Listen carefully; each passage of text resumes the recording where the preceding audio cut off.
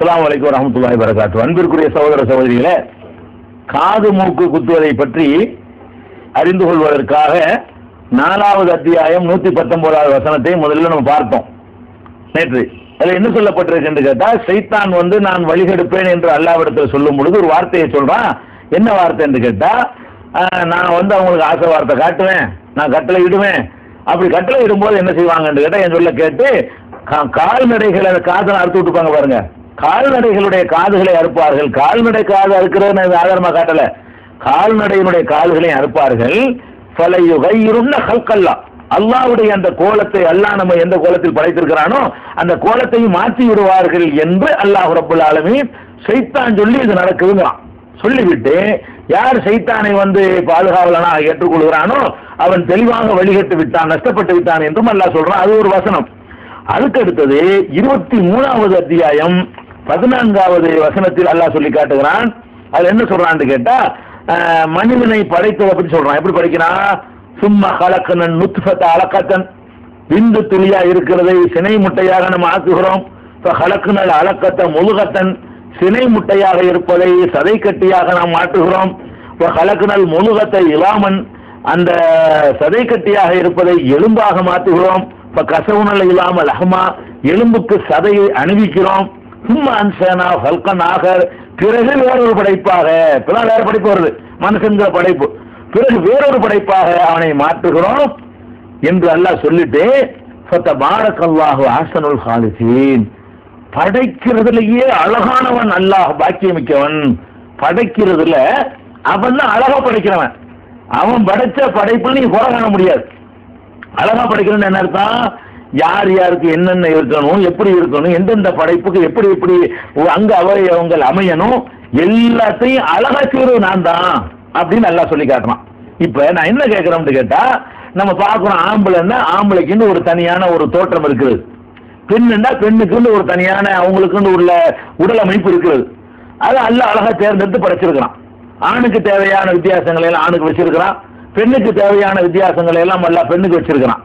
இப்ப இந்த காதுல ஒரு துவாரம் இருப்பதுதான் அழகு என்று இருந்தால், பொம்பளை படைக்கும்போது எல்லாம் படைப்பான்ல, ஒரு ஆளு 2 ஆளுக்கு ஒரு தப்பு மிஸ்டேக்கா வந்தா சரி பண்ணிக்கிற விஷயம் வேற. ஒரு ஆளுக்கு பல்லு இப்படி நீட்டி இருக்கு, அதுக்கு கரெக்ட் பண்ணலாம். ஏன்னா எல்லாருக்கும் அப்படி இல்லாதனால இது குறைந்து எடுத்துக்கொள்ளலாம். ஒரு பொம்பளைக்காச்சும் ஒரு ஓட்டையோட படைக்கல இல்ல. அப்ப அது நம்ம என்ன நினைக்கிறோம்னு கேட்டா, படைச்சே படைக்கணும், ஒரு ஓட்டையை போட்டு படைச்சிருக்கலாம்ல, இது என்ன படைப்பு, இந்த பொம்பளைக்கு இருந்தாலும் நல்லா இருக்கு அப்படின்னு எல்லாரும் சேர்ந்து சொல்றீங்க. பொம்பளைக்கு காதலையும் மூக்குலையும் ஒரு துவாரம் இருக்குன்னு அல்லாஹ் அதை மிஸ் பண்ணிவிட்டான், நாங்க அதை கரெக்ட் பண்றோம்ங்கிறீங்க, எல்லாருக்கும் செய்றீங்க. அப்படி செய்யக்கூடிய நேரத்துல அஹ்ஸனுல் காலிகீன், படைப்பதிலே நான் தான் அழகானவன், அழகா படைக்கிறவன் நான் தாங்கிறான், அதுலயும் குறை கண்டுபிடிக்கிறது நாங்க அப்படிங்கிற ஒரு அர்த்தம் இந்த காது குத்துதல் என்பதனால வரக்கூடியதா இருக்கிறது. அதே மாதிரி 23வது அத்தியாயம் இது 23:14 இருக்குது. அடுத்து 23:17 அல்லாஹ் சொல்லி காட்டுகிறான், வமா குன்னா அனில் ஹல்கி காஃபிலீன், படைப்பினங்களை பற்றி நாம் கவனக்குறைவாக இருந்து விடவில்லை, எல்லாம் கேர்ஃபுல்லா தான் படைச்சிருக்கிறான். ரொம்ப ஏனாதானம் ஊட்டி தள்ளிட்டு போறது இல்லை. நாம என்ன பண்ணிருக்கோம்னு கேட்டா, ரொட்டி சப்பாத்தி போடுறவங்க ஒரே மாதிரியாக இருக்கு, என்ன வேணும் விட்டு பலமா டைப்ல போடுவான், அப்படி நான் பண்றது இல்ல, எல்லாம் அழகா கவனித்து இது இப்படித்தான் இருக்கணும் அப்படின்னு சொல்லலாம். படைப்புகளை விட்டு கேர்லெஸ்ஸாக, காஃபிலின்னு சொன்னா கேர்லெஸ்னா அலட்சியமாக கவனக்குறைவாக நாம இருக்கக்கூடியவர்களாக இல்லை, நான் கவனத்தோட எல்லாத்தையும் படைச்சிருக்கிறேன் அப்படின்னு 23:17 அல்லாஹ் சொல்லி காட்டுகிறான். 25வது அத்தியாயம் 2வது வசனத்தில் சொல்லி காட்டுகிறான், குல்ல ஷைஇன், ஒவ்வொரு பொருளையும் அவன் படைத்து கத்தரமு தக்தீரா, அதை அளவிட்ட வேண்டிய விதத்தில் அளவிட்டு படைத்திருக்கிறான். அதான் அளவு, அதான் அளவு. அதுக்கு மேல படைப்புல ஒண்ணு தேவை கிடையாது. நான் என்ன படைச்சிருக்கிறேனோ அதுதான் கரெக்ட், அதுக்கு மேல ஒரு கரெக்ட் ஒண்ணு பண்ண இயலாது. கத்தரமு தக்தீரா, அதை திட்டமிட்டு அளவிட்டு படைத்திருக்கிறான் அப்படின்னு அல்லாஹ் தன்னுடைய சிவத்தா சொல்றான். திட்டமிட்டு அளவிட்டு நான் படைக்கிறேன். என்னென்ன உனக்கு ஆம்பளைக்கு மீசை வச்சா அதான் அழகு, பொம்பளைக்கு மீசை வைக்கலன்னு அதான் அழகு அப்படின்னு நான் அளவிட்டு படைத்திருக்கிறேன். 25:2 அல்லாஹ் சொல்லி காட்டுறான். அதே மாதிரி அல்லாஹ் சொல்லுகிறான் 30வது அத்தியாயத்துல 30வது வசனத்துல அல்லாஹ் சொல்லி காட்டுகிறான், லா தப்தீல லி ஹல்கில்லாஹ், அல்லாஹ் படைத்திருக்கிற அந்த கோலத்திற்கு எந்த மாற்றுதலும் கிடையாது, கூடாதுங்களாம். லா தப்தீல லி ஹல்கில்லாஹ், அல்லாஹ் இன்னும் சொல்ல போனால் ஃபித்ரத்தல்லாஹ் இல்லத்தி ஃபத்ரன்னாஸ் அலைஹா, எதன் மீது அல்லாஹ் வந்து அமைத்திருக்கிறான் அந்த இயற்கை அமைப்பை சொல்லிவிட்டு அந்த இயற்கை அமைப்பில் லா தப்தீல லி ஹல்கில்லாஹ், அல்லாஹ்வுடைய ஹல்குல அல்லாஹ்வுடைய வடிவமைப்பில் எந்த மாறுதலும் இல்லை, கூடாது அப்படின்னு எல்லாம் சொல்லி காட்டுறான். அப்ப மனுஷனுக்கு யார் யாருக்கு என்னென்ன அமைப்புல நான் படைத்திருக்கிறேனோ அதான் சரி, அதுல எந்த மாற்றமும் கிடையாதுன்னு சொல்லி லாலிக்க தீனுல் கையும், இதான் நேரான பாதை. நீ செஞ்சுக்கிட்டு நேரான பாதை இல்ல. உலாக்கின் அக்ஸரன் நாஸ் இல்ல, இதுக்கு சொன்ன மாதிரி இருக்கு. உலாக்கின் அக்ஸரன் நாஸ் இல்ல ஆயாலமூன், நிறைய பேர் தெரியாம இருக்கிறாங்க, நிறைய பேர் செய்யறாங்கல்ல, அதுக்கு சொன்ன மாதிரி இருக்கிறது. அப்ப இதான்ப்பா நேரான பாதை. நான் படைச்சிருக்கிற அமைப்புல நீ கூட காணாதப்பா, நான் யார் யாருக்கு என்னென்ன தேவை அதெல்லாம் அழகாத்தான் நான் படைச்சிருக்கிறேன் அப்படின்னு அல்லாஹ் சொல்லிட்டான். 30வது வசனத்துல. அதே மாதிரி 37வது வசனத்துல 125வது வசனத்துல அல்லாஹ் தனக்கு சொல்லும் பொழுது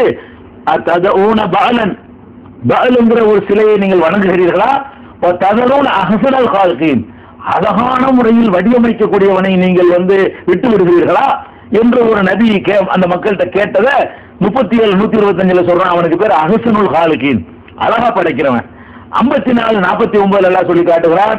இன்னா குல்ல ஷைஇன் ஹலக்னாஹு பிகதர், ஒவ்வொரு பொருளையும் பொம்பளை உள்பட காது உள்பட குல்ல ஷைஇன், ஒவ்வொரு ஆளும் கிடையாது, காது மூக்கு உள்பட ஒவ்வொரு பொருளையும் அதற்குரிய அளவோடு வடிவோடு திட்டத்தோடு தான் படைத்திருக்கிறோம், பிளானோடு படைச்சிருக்கிறான் அப்படின்னு அல்லாஹ் வந்து 54 49 சொல்லி காட்டுகிறான். அதே மாதிரி 64வது அத்தியாயம் 3வது வசனத்துல சொல்லி காட்டுகிறான். சவ்வரக்கும், அல்லாஹ் உங்களுக்கு வடிவம் தந்தான், அல்லாஹ் வந்து உங்களுக்கு வடிவம் தந்தான். வடிவம் தந்தான் மட்டும் நிப்பாட்டிக்கல, சூரக்கும், உங்கள் வடிவத்தை அழகுற அமைத்திருக்கிறான். அல்லாஹ்வாகிய நான் தாண்டா உனக்கு இந்த வடிவத்தை தந்திருக்கிறேன், அந்த வடிவத்தையும் அழகுற அமைத்திருக்கிறேன் என்று அல்லாஹ் ரப்பல் ஆலமீன் சொல்றான். 64வது அத்தியாயம் 3வது வசனத்தில் அல்லாஹ் சொல்லி காட்டுகிறான். அதே மாதிரி வந்து இன்னொன்னு கேட்கிறான் அல்லாஹ் 67 14 கேட்கிறான். அலா யஅலமு மன் ஹலக், படைச்சவனுக்கு தெரியாதா? நீங்க வந்து எங்களை கூட கேட்கிறான். படைப்பு சொல்லி காட்டி கேட்கிறான். அலா யஅலமு மன் ஹலக், படைத்தவன் அறிய மாட்டானா?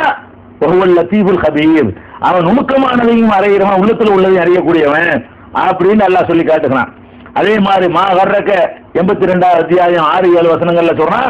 மா கர்ரக பி ரப்பிக்கல் கரீமில்லதி ஹலகக ஃபஸவ்வாக ஃபஅதலக, உன்னை படைத்தான், ஃபஸவ்வாக சீராக படைத்தான், ஃபஅதலக இன்னும் அதை செம்மைப்படுத்தினான். அப்ப சீராக செம்மையாக இந்த வார்த்தையெல்லாம் அடைமொழி கொடுத்து உன்னை படைச்சான் அப்படிங்கிறான். 95வது அத்தியாயத்துல ஒத்தி நீண்டு வருகிறீங்களா, அந்த அத்தியாயத்துல 4வது வசனத்துல எல்லாம் சொல்லி காட்டுகிறான். லக்கது ஹலக்னல் இன்சான ஃபீ அஹ்ஸனி தக்வீம், மனுஷனை அழகான வடிவத்தில் நம்ம படைச்சிருக்கணும். மனுஷனுக்கு நான் கொடுத்திருக்கிற வடிவம் இருக்குது, அதுதான் அழகு. நான் என்னத்தை கொடுத்திருக்கிறேனோ அதுதான் அழகு, அதுக்கு மிஞ்சி ஒரு அழகான வடிவம் கிடையாது. இப்படி எல்லாம் அல்லாஹ் ரப்பல் ஆலமீன் சொல்றான். குர்ஆனுடைய வசனங்களை வச்சு பார்க்கிற நேரத்துல நம்ம அந்த காது மூக்கு இதெல்லாம் நம்ம குத்துறது என்பது எதுக்கு குத்துறோம்? அழகுக்கு. அது இருந்தா தான் அழகு, தேவைன்னு குத்துறோம். ஏதோ ஒரு ஆளுக்கு ஒரு காரணத்தை குத்துனா அது ஒரு விஷயம். ஏதோ ஒரு நோய் இருக்கு, அந்த இடத்துல குத்துனா அந்த நோய் போகுங்கிற அது மாதிரி மருத்துவம்னா அது வந்து அது விதிவிலக்கு. நாம என்ன பண்றோம்னு கேட்டா, எல்லாருக்கும் பொம்புலன்னா காது தான் குத்தி ஆகணும்.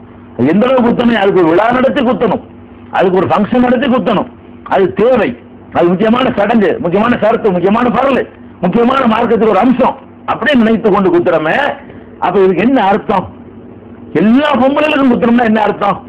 இது வந்து இந்த இடத்துல அல்லாஹ்வுடைய செயல் சரியில்லை.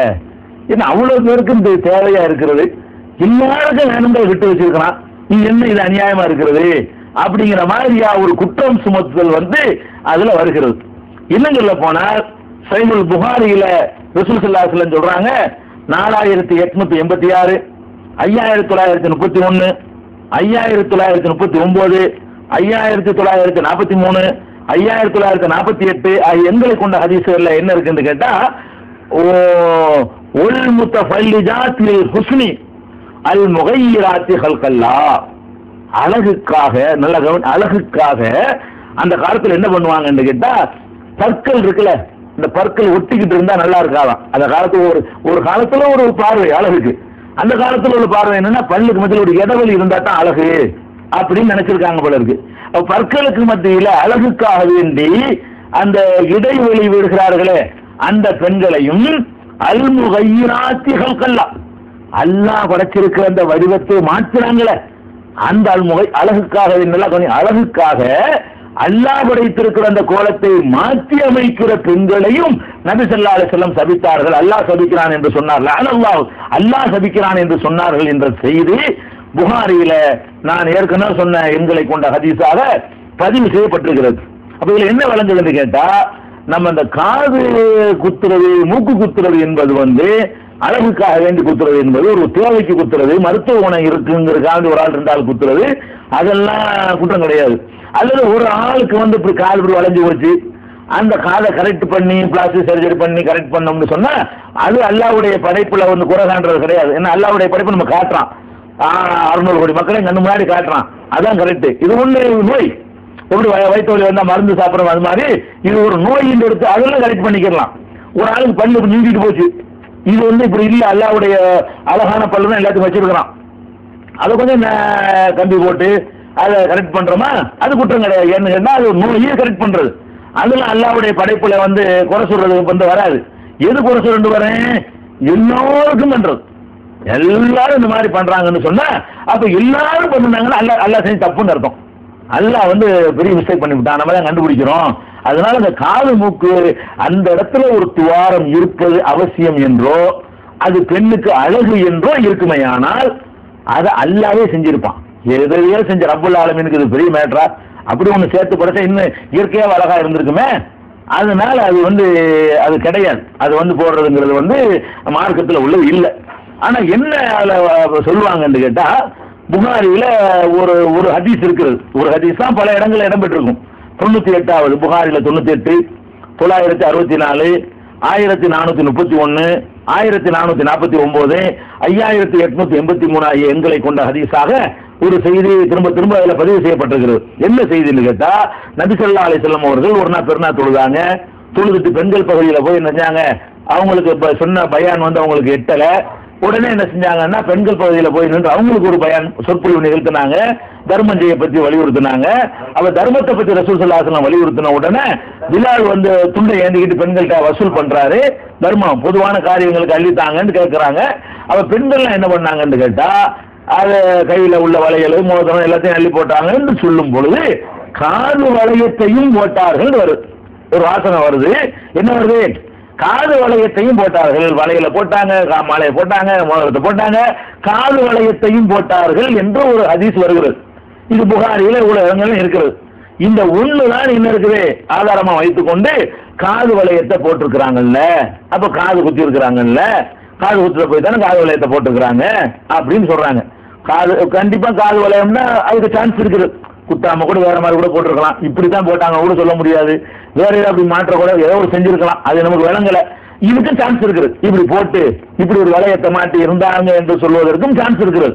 அதே நேரத்தில் ஏற்கனவே சொன்ன அழகுக்கா இப்படி கோலத்தை மாற்றக்கூடாதுங்கிறது, அல்லாஹ் அழகாத்தான் படைச்சிருக்காங்கிறது, அல்லாஹ் படைச்ச அழகுதான் தபுதீல் ஹல்க் இல்லா, அல்லாஹ் படைச்சிருக்கிற கோலத்தை மாற்றக்கூடாது என்று சொல்வது, இதுக்கெல்லாம் எதிராக இது வரும் பொழுது ரெண்டை இணைத்து இதையும் மறுக்காம அதையும் மறுக்காம ரெண்டுக்கு நடுவில் இருந்து நம்ம ஒரு விளக்கம் காண்பதாக இருந்தால் எந்த விளக்கம் சரி?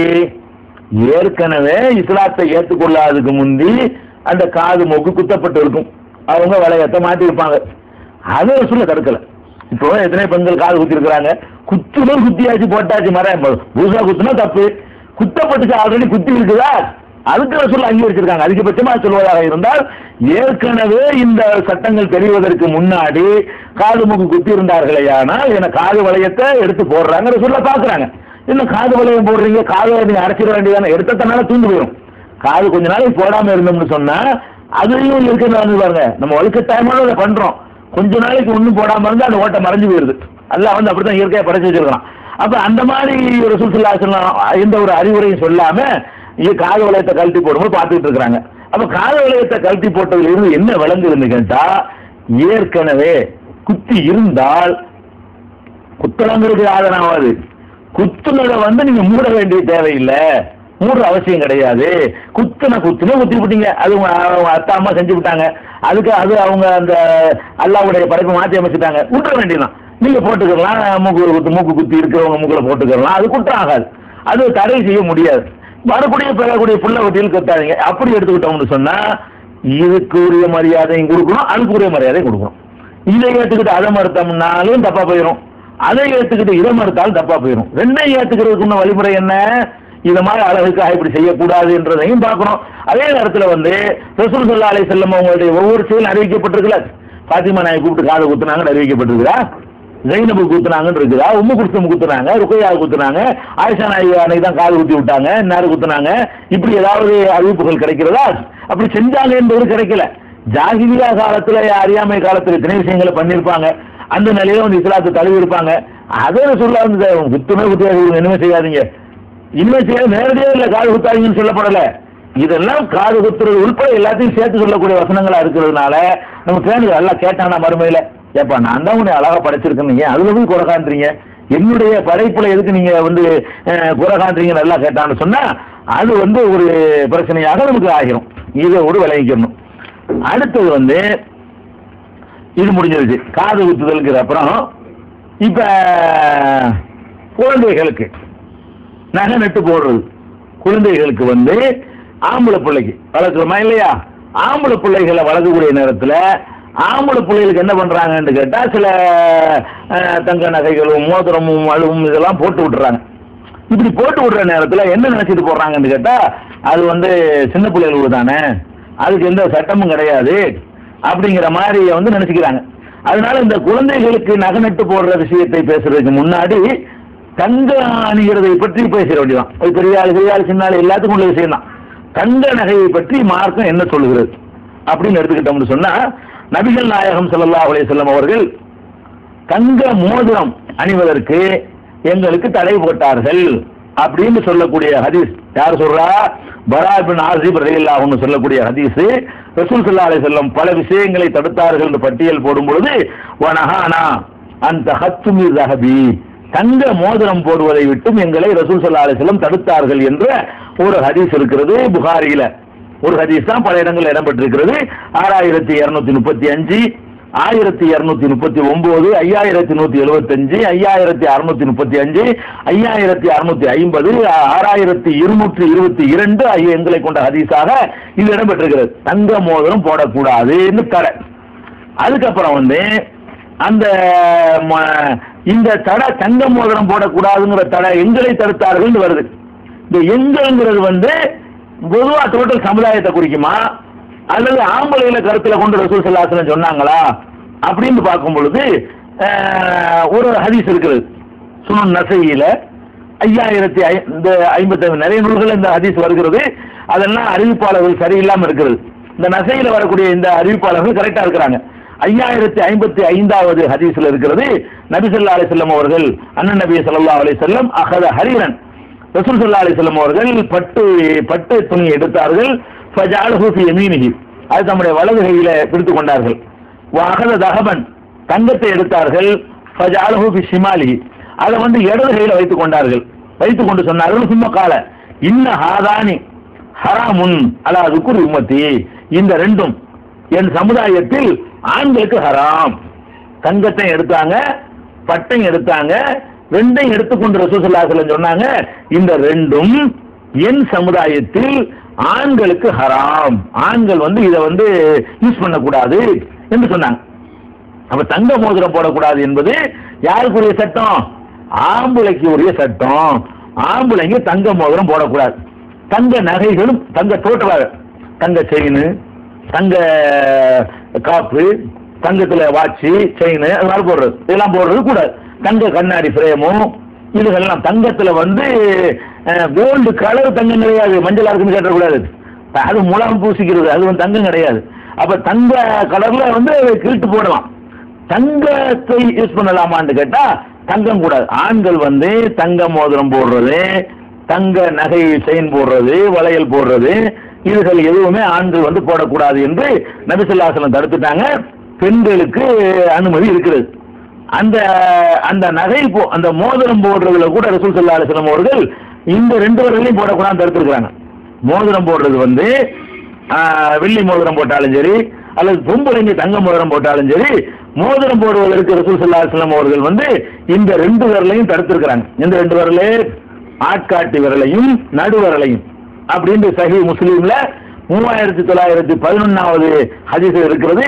நஹானி ரசூலுல்லாஹி ஸல்லல்லாஹு அலைஹி வஸல்லம், நபி ஸல்லல்லாஹு அலைஹி வஸல்லம் அவர்கள் எனக்கு தடை போட்டார்கள்.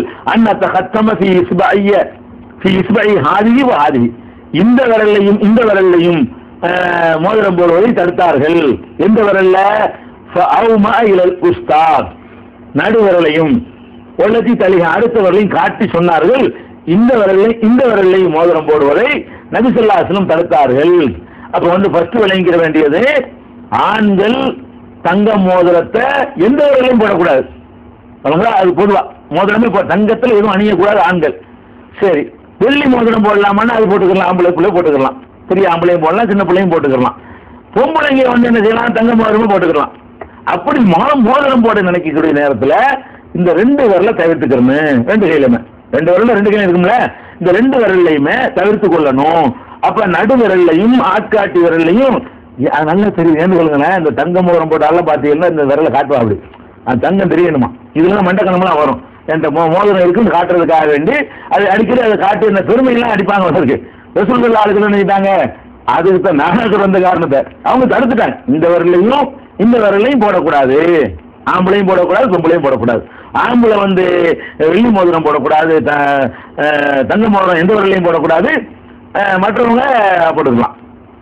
இது ஒரு விஷயத்தை விளங்கிக்கணும். அடுத்தது வந்து இந்த தங்க மோதிரம் வெள்ளி மோதிரம் போடுற விஷயம் இருக்குல்ல, இந்த மோதிரங்களை என்ன செய்யறாங்கன்னு கேட்டா, குழந்தைகளுக்கு போடுறது தப்பு இல்லைன்னு ஆம்பளை குழந்தை, இப்ப குழந்தைக்கு தான் வரணும். இந்த சட்டத்தை தெரிஞ்சுக்கிட்ட பிறகு மறுபடியும் நம்ம குழந்தைக்கு வரணும். இப்ப குழந்தைகளுக்கு வந்து ஆம்பளை பிள்ளையா இருக்குது, ஆம்பளை பிள்ளைக்கு தங்கத்தில் ஒரு செயினை போடலாமா? அது என்ன பருவ வயசு அடைஞ்ச பிறகுதான சட்டத்திட்டம்லாம் இருக்கிறது. அது கழுத்துல ஒரு மாலையை போட்டு விடலாமா? அது சின்ன குழந்தை தானே, அதுக்கு ஹராம் ஹலால் கிடையாது தானே, அப்படிங்கிற மாதிரி நினைத்து கொண்டு ஆம்பளை பிள்ளைகளுக்கு தங்க நகைகளை போடுகிறார்கள். பெரிய ஆளுக்கு போடுறது இல்லை, பெரிய ஆளுக்கும் போடுறாங்க, கல்யாணத்து மாப்பிள்ளைக்கு போடுற ஆளுக்கெல்லாம் இருக்கிறாங்க. மார்க்க சட்டம் வழங்காம தங்க ஆபரணங்கள் ஆண்களுக்கு தடை செய்யப்பட்டிருக்கிறது என்பதையும் பெண்களுக்கு அனுமதிக்கப்பட்டிருக்கிறது என்பதையும் நம்ம பார்த்தோம். அதுல வந்து இந்த குழந்தைகள் எங்க வர்றாங்கன்னு கேட்டா, குழந்தைகளா இருக்கக்கூடியவர்களுக்கு பருவ வயசுக்கு முன்னாடி அவங்களுக்கு இந்த மாதிரி நகைகளை போட்டு சுண்ணத்து பண்ற நேரத்தில் மற்ற நேரங்கள்ல தங்க நகைகளை அணிவிப்பதை வந்து சில ஊர்களில் வழக்கமா வைத்திருக்கிறார்கள். அவங்க ஏன் வழக்கமா வச்சிருக்கிறாங்கன்னு கேட்டா, அது வந்து மார்க்கத்தில் தப்பு ஆகாது அவங்க நினைக்கிறாங்க. மார்க்கத்தில் தப்பு ஆகாதுன்னு நினைக்கிறாங்க. ஏன்னா சின்ன பிள்ளைகளுக்கு சட்டத்திட்டம் கிடையாது அப்படின்னு நினைக்கிறாங்க. ஆனால் நபிகள் நாயகம் ஸல்லல்லாஹு அலைஹி வஸல்லம் அவர்கள் தடை செய்யப்பட்ட ஹராமான விஷயங்களை பொறுத்த வரைக்கும் அவங்க வந்து சின்ன பிள்ளைகளா இருந்தாலும் அவங்களையும் ஃபாலோ பண்ணும்படி தான் அவங்க நடந்திருக்கிறாங்க. நபி ஸல்லல்லாஹு அலைஹி வஸல்லம் அவங்களுடைய வாழ்நாள்ல ஜக்காத்துடைய பொருள்கள் எல்லாம் குவிக்கப்பட்டு அது வந்து மஸ்ஜித் நபி பள்ளிவாசல்ல வைக்கப்பட்டிருக்கும் ஒரு இடத்துல. அது பள்ளிவாசல்ல அந்த இருக்கும் பொழுது ஹுசைன் ரலியல்லாஹு அன்ஹு அல்லது ஹசன் ரலியல்லாஹு அன்ஹு வந்து அதுல ஒரு பேரிச்சம்பழத்தை எடுத்து சாப்பிட்றாங்க, சின்ன பிள்ளைங்க. அப்ப அந்த பேரிச்சம்பழத்தை எடுத்து சாப்பிட்ட உடனே ரசூல் ஸல்லல்லாஹு அலைஹி வஸல்லம் பார்த்துட்டு அதை துப்புங்கிறாங்க. இன்னொரு அறிவிப்புல வந்து விரலை விட்டு வெளியே எடுத்து தள்ளுறாங்க. அதோடு நிக்கல அவங்க சொல்றாங்க, நாம அந்த ஜக்காத்து சதக்கா பொருள்களை சாப்பிடக்கூடாது என்று உனக்கு தெரியாதா? அம்மா தாளமும் அண்ணாலான சதக்கா, இந்த ஜக்காத்து சதக்கா பொருள்களை நம்ம சாப்பிட மாட்டோம் அப்படின்னு உனக்கு தெரியாதா? நீ எப்படி அதை வந்து நீ சாப்பிடலாம் அப்படின்னு சொல்லி ரசூல் ஸல்லல்லாஹு அலைஹி வஸல்லம் கேட்கிறாங்க. அப்ப இது குழந்தைகளுக்கு இது மாதிரி சட்டம்லாம் இல்லை அப்படின்னு இருந்தா ரசூல் ஸல்லல்லாஹு என்ன பண்ணிருப்பாங்க, சின்ன பிள்ளை சாப்பிட்டு போகுது அப்படின்னு இருப்பாங்க. மார்க்கத்தில் ரசூல் ஸல்லல்லாஹு அலைஹி வஸல்லம் அவங்களுடைய குடும்பத்தாருக்கு வந்து எது ஹராமு? ஜக்காத்து ஹராம், சதக்கா ஹராம். அப்ப ஜக்காத்து சதக்காவுடைய பொருள்களை வந்து ரசூல் ஸல்லல்லாஹு அலைஹி வஸல்லம் அவங்க சாப்பிடக்கூடாது, அவங்க மனைவி சாப்பிடக்கூடாது, அவங்களுடைய பிள்ளைகள் சாப்பிடக்கூடாது, அவங்களுடைய பேர பிள்ளைங்க சாப்பிடக்கூடாது, கியாம நாள் வரைக்கும் வரக்கூடிய அவங்களுடைய வழித்தோன்றவர்கள் யாருமே சாப்பிடக்கூடாது. இது ஹராம். இப்படி சாப்பிடக்கூடாதுங்கிற இந்த ஹராம வந்து குழந்தைகளுக்கு அது பொருந்தாதுன்னு ரசூல் ஸல்லல்லாஹு அலைஹி வஸல்லம் விட்டாங்களா, குழந்தைக்கும் தடுத்தாங்களா? தடுக்கிறாங்க. சின்ன பிள்ளை சாப்பிடுன்னு விட்டுட்டு போக ரசூல் ஸல்லல்லாஹு அலைஹி வஸல்லம் தயாரா இல்ல. அப்ப இந்த தடை செய்யப்பட்ட விஷயங்களை குழந்தைகளாக இருந்தால் கூட என்ன செய்யணும், அதை சொல்லிக் கொடுக்கணும். போடக்கூடாது, ஆம்பளை பிள்ளை போடக்கூடாது. அப்ப சின்ன வயசுல அதை பதிய வைத்தா தான் அது பெரிய பிள்ளைய ஆன பிறகு, விவரம் தெரிஞ்ச பிறகு அவங்க தவிர்த்து கொள்வாங்க அப்படிங்கறத நம்ம விளங்கி கொள்ளணும். இந்த ஆபரணங்களை போட்டு குழந்தைகளுக்கு பொம்பளை பிள்ளை மாதிரி ஆபரணங்களை போட்டு அழகுபடுத்துதல் என்பது வந்து தவிர்க்கணும். அதே நேரத்தில் வந்து தங்க நகை இல்லாத வேற வேற ஆபரணங்களை ஆண்களோ ஆம்பளை பிள்ளைங்களோ அணிந்து கொள்ளலாமான்னு கேட்டா அதை அணிந்து கொள்ளலாம். நபி ஸல்லல்லாஹு அலைஹி வஸல்லம் அவங்க அடிக்கடி பேர பிள்ளையை பார்க்கறே போவாங்க. பாத்திமா நாயகி மகளுடைய வீட்டுக்கு போவாங்க. அப்ப போகும்பொழுது ரசூல் ஸல்லல்லாஹு அலைஹி வஸல்லம் போய் கேட்கறாங்க, இருக்கானா பையன் இருக்கானா புடியன் இருக்கானா அப்படின்னு கேட்கறாங்க. உடனே பாத்திமா நாயகி ரசூல் ஸல்லல்லாஹு அலைஹி வஸல்லம் வந்துட்டாங்கன்னு சொன்ன உடனே நல்லா பிள்ளைய கழுவி கிழிவு முகத்தை பவுடர்லாம் போட்டு அனுப்புவோம், நம்ம மேக்கப் பண்ணுவோம்ல, அந்த மாதிரி எல்லாம் நல்லா அழகா சுத்தப்படுத்தி ரசூல் அந்த குழந்தையுடைய கழுத்துல ஒரு மாலையும் போட்டு விட்டு அனுப்பி விடுறாங்க. மாலைன்னா என்ன, இந்த முத்து பவளம் இந்த மாதிரி இதுகளில் செய்யப்பட்ட ஒரு மாலை, தங்க மாலை கிடையாது, தங்கம் தடுக்கப்பட்டுருச்சு. அந்த அதை போட்டுட்டு வர்றாரு ஹுசைன் ரலியல்லாஹு அன்ஹு. நபி ஸல்லல்லாஹு அலைஹி வஸல்லம் என்ன செஞ்சிடறாங்க, அந்த குழந்தையை தூக்கி வச்சுக்கிட்டு கட்டி முத்தமிடுறாங்க. அப்படிங்கிற ஒரு ஹதீஸ் வந்து புகாரியில 5884வது ஹதீஸ்ல இடம்பெற்றிருக்கிறது. இப்ப தங்க ஆபரணங்கள் அணியக்கூடாதே தவிர பிளாஸ்டிக்ல உள்ள ஆபரணங்கள் அல்லது வேற வெள்ளியினாலான ஆபரணங்கள் இதுகளை எல்லாம் ஆம்பளை பிள்ளைக்கு கூட என்ன செய்யலாம், அணிவிக்கலாம். அத பெரிய ஆம்பளை கூட போட்டுக்கலாங்க. பெரிய ஆம்பளை கூட ஒரு தஸ்மி மணி மாதிரி மாலை களத்துல போட்டுக்கலாமா, போட்டுக்கலாம். நமக்கு தடை எது தடுக்கப்பட்டிருக்குன்னு கேட்டா தங்கத்துல உள்ள ஆபரணம் தான் தடுக்கப்பட்டிருக்கு. வேற ஆபரணங்களை அணிந்து வேற உலோகத்துல ஆபரணங்களை அணிஞ்சு பெரிய ஆண்கள் அணிவது கூட தடுக்கப்படவில்லை. ஹுசைன் ரலியல்லாஹு அன்ஹு அவர்கள் வந்து ஒரு மாலை போட்டுக்கொண்டு அவங்க மகள் வந்து ரசூல் ஸல்லல்லாஹு அலைஹி வஸல்லம் அனுப்பி வைக்கிறாங்க. என்ன இப்படி கழுத்துல மாலை போட்டு விடுற என்று ரசூல் ஸல்லல்லாஹு அலைஹி வஸல்லம் கேட்கல. குழந்தை வாரி அணைத்து முத்தமிட்டார்கள் என்ற ஒரு ஹதீஸ் புகாரில் 5884 ஹதீஸ்ல பாக்குறோம். அப்ப இதுல நம்ம என்ன விளங்கிக்கிறோம்னு கேட்டா, குழந்தைகளுக்கு வந்து தங்க மார்க்கத்தில் தடுக்கப்பட்ட தங்க ஆபரணம் போன்றதை வந்து நாம ஆம்பளை பிள்ளைகளா இருந்தா பொம்பளை பிள்ளைக்கு அணிவிக்கலாம்.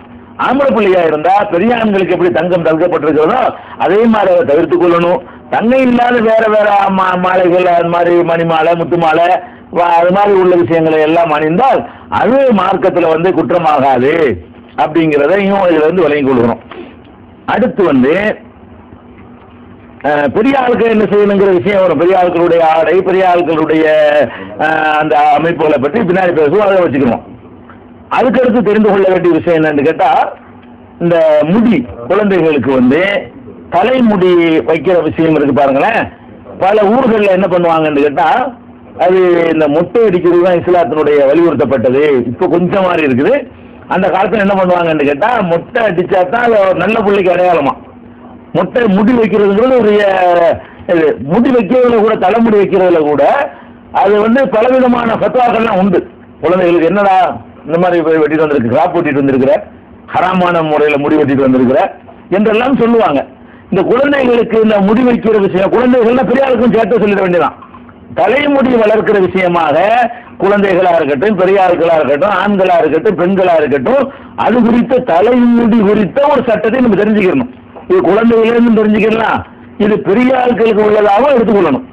ஃபர்ஸ்ட் விஷயம் என்னன்னு கேட்டா, தலைமுடி வைக்கும் பொழுது நபி ஸல்லல்லாஹு அலைஹி வஸல்லம் காலத்தில் என்ன பண்ணுவாங்கன்னு கேட்டா, அது ஒரு வழக்கம் இருந்துச்சு. என்னன்னா, தலையில முடி வைக்கும் போது ஒரு குறிப்பிட்ட இடத்துல ரெண்டு இடத்துல விட்டுறது குடுமி, பாக்கி இடத்துல வலிச்சு விட்டுறது. அது நடுவில் மட்டும் அப்படி விட்டுட்டு பாக்கியெல்லாம் வலிக்கிறது. இந்த குடுமி வைக்கிறாங்க இல்லையா, முன்குடுமி, பின்குடுமி, நடுக்குடுமி, ரெண்டு சைடு குடுமி அப்படின்னு, அதாவது பாதி இடத்த வலிச்சு பாதி இடத்த வலிக்காம விடுறது. அல்லது ஒரு குறிப்பிட்ட அளவுக்குள்ள முடியை வலிச்சு விட்டு குறிப்பிட்ட அளவுக்குள்ள முடியை வந்து வலிக்காமல் விடுவது. முடியில இது தடுக்கப்பட்டிருக்கிறது. நீங்க தலைமுடி வைக்க பெரிய ஆளா இருந்தாலும் சரி, சின்ன பிள்ளையா இருந்தாலும் சரி, இப்படி வைப்பது தடுக்கப்பட்டிருக்கிறது. அந்த காலத்துல நாங்கெல்லாம் சிறுவர்களா இருக்கும்போது நாங்க பார்த்திருக்கிறோம். எங்க ஊர்ல இந்த மாதிரி கூத்து பண்ணுவாங்க. கட்டிய பாண்டு ஒரு அவுளியாவான், எந்த அட்ரஸும் ஒன்றும் தெரியல, அவருக்காக வந்து நேர்ச்சி பண்ணிக்கிட்டு இப்படி விட்டுருவாங்க முடிய. முஸ்லீம் குடும்பத்துல நான் சொல்றேன், முஸ்லீம்கள் பேரை வச்சுக்கிட்டு தான் இப்படி என்ன செய்வாங்க, இப்ப இந்த இடத்துல மட்டும் முடி அப்படி விட்டு நீளமா விட்டுருவாங்க, கொம்பு மாதிரி தொங்குறோம். பாக்கி இருக்குன்னா வலிச்சு விட்டுருவாங்க. அது என்னன்னா அந்த கட்டியப்பா தர்காவுல போய் வலிக்கணுமா அது வரைக்கும் அது இருந்துட்டு இருக்கு. அது வரைக்கும் இவங்க எது என்னன்னா எல்லாத்தையும் வலிச்சுட்டு அந்த 2 குடும்பையும் மட்டும் விட்டு வச்சிருப்பாங்க. இந்த மாதிரி ஒரு பாதியை வலிச்சுட்டு பாதியால இப்படி பாதியை வந்து வலிச்சு விட்டுறது, இப்படி பாதியை வலிக்காம விடுறது, இந்த மாதிரி பாதியை சிறைச்சியும் சிறைக்காமலும் விடக்கூடாது. அதுதான் அதுக்கு பேர் கஸ்ன்னு பேரு. ரசூல் ஸல்லல்லாஹு அலைஹி வஸல்லம் அவர்கள் இதை வந்து தடை செய்தார்கள். இப்படி முடிய வந்து ஒரு பகுதியில குறைத்து இல்ல, ஒரு பகுதியில சிரைத்து விட்டு ஒரு பகுதியில் சிறைக்காமல் விடுவதாக இருந்தால் அது மார்க்கத்தில் தடை செய்யப்பட்டிருக்கிறது. அது புகாரில் 5920வது ஹதீஸில் இதை பார்க்கலாம். அதே மாதிரி நபி ஸல்லல்லாஹு அலைஹி வஸல்லம் அவர்கள் ஒரு பையனை பார்க்கிறாங்க. ஒரு பகுதி சிறைக்கப்பட்டும் ஒரு பகுதி சிறைக்கப்படாமலும் அவனுடைய தலைமுடி அமைந்திருக்கிறது. அதை பார்த்து ரசூல் ஸல்லல்லாஹு அலைஹி வஸல்லம் என்ன பண்ணாங்க, அந்த தாலிக்க அதை தடுத்து விட்டு சொன்னார்கள், இஹ்லுகு குல்லஹு அவித்ருக்கு குல்லஹு, முழுசா சிறைச்சு போடுங்க, இல்லாட்டி முழுசா விட்டுருங்க. என்னப்பா பாதி சிறைச்சு பாதி சிறைக்காம இருக்கிறீங்க? அப்ப சிறைத்தல் என்று வறுமையானால் குறைத்தல் என்பது ஒரு பக்கம் கூட குறைக்கலாம், ஒரு பக்கம் அதிகமா வச்சுக்கலாம். அதுக்கு மார்க்கத்தில் தடை இல்லை. இந்த வலிச்சு போடுறது இருக்குல்ல, சிறைக்கிறது, இந்த சிறைக்கிறதுன்னு வறுமையானால் தலைமுடிய சிறைக்க நினைச்சீங்கன்னா முழுசா மொட்டை அடிக்கிறது குற்றம் கிடையாது. முழுசா சிறைச்சு விட்டு வலுவல் ஆக்கி விட்டுருங்க. இல்லையா முழுசா விட்டுருங்க. பேசாம ஒரு பகுதியில ஒரு ஓரத்தை சிறைச்சு ஒரு ஓரத்தை சிறைக்காம விடுறது என்பது மார்க்கத்தில் குற்றம். இது என்ன இருக்குன்னு கேட்டா நசையில முழுசா சிறைச்சிருங்க, இல்லாட்டி முழுசா விட்டுருங்க என்ற ஹதீஸ் நசையில 4962வது ஹதீஸாகவும் அபூதாவுதுல 3663வது ஹதீஸாகவும் பதிவு செய்யப்பட்டிருக்கிறது. புகாரியில் 5920 வருகிறது அந்த சொன்னது. அப்ப என்ன வழங்கணும்னு கேட்டா இந்த தலைமுடி வைக்குதல் சம்பந்தமாக நம்ம வந்து ஃபர்ஸ்ட் கவனிக்க வேண்டியது மொட்டை அடித்தால் மொட்டை அடிக்கலாம், அது குற்றம் கிடையாது. அதே நேரத்தில் வந்து கொஞ்சத்தை அது அவுளியாவுக்கு நேர்த்தி கடன் பண்ணி செஞ்சாலும் குற்றம் பெரிய 2 குற்றமாயிரும். நேர்த்தி கடன் இல்லாம சும்மா செஞ்சீங்கன்னா ஒரு குற்றமாயிரும். அப்ப அந்த மாதிரி முடிகளை வந்து அந்த குழந்தைகளுக்கு அந்த மாதிரி நினைக்கக்கூடாது, குடுமி வைக்கிறது இதெல்லாம் கூடாது. அதுக்கப்புறம் வந்து மொட்டை அடிக்கிறது வந்து ஒரு நல்லது சிறந்தது என்று கருதி அதுதான் நல்ல முஸ்லிமுக்கு அடையாளம் என்று யாராவது கருதுவார்களே, ஆனால் அது குற்றமாயிரும். வெயில் காலம் ஆரோக்கியமா இருக்கட்டும், தலையில நீர் கோத்துக்கிட்டு சளி பிடிக்குது அப்படிங்கிறதுக்கு நீங்க மொட்டை அடிச்சீங்கன்னா ஓகே, அதுதான் நல்லது, மொட்டை அடிக்கலாம் நல்லது எல்லாரும் கொடுப்போம் அப்படின்னு சொன்னீங்கன்னு சொன்னா அது மார்க்கத்தில் பாவமா போயிடும், குற்றமா போயிடும். நபிகள் நாயகம் ஸல்லல்லாஹு அலைஹி வஸல்லம் சொன்னாங்க,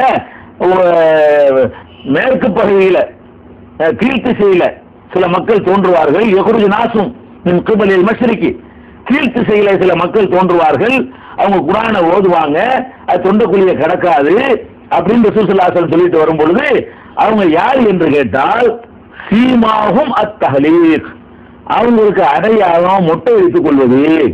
அவங்க என்ன செய்வாங்கன்னா இஸ்லாத்தின் குர்ஆன்லாம் ஓதுவாங்களாம், அப்படி தீன்ல இருக்கிற மாதிரி காட்டிக்குவாங்களாம்.